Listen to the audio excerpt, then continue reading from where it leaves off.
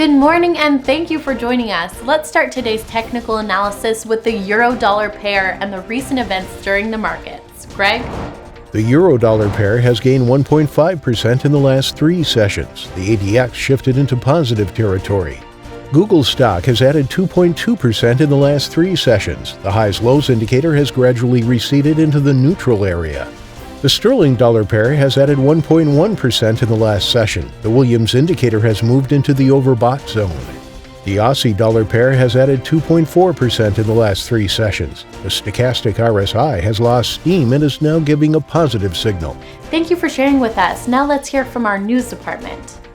Bitcoin's price keeps climbing amid election uncertainty. A Russian power provider looks to crypto mining. Coinbase eyes Japan. Wall Street breathed a sigh of relief as the latest U.S. election tallies pointed to a divided government making tax hikes unlikely. Firms across the UK economy had a worse month than expected by analysts in October, even before a new lockdown across England comes into force. Thank you, and now let's go through today's major economic events.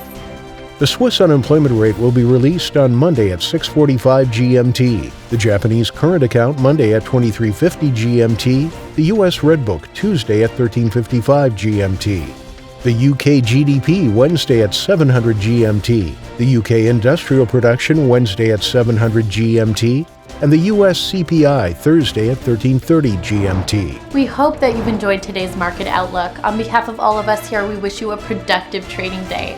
Be sure to join our next review for the latest news and events from the financial markets.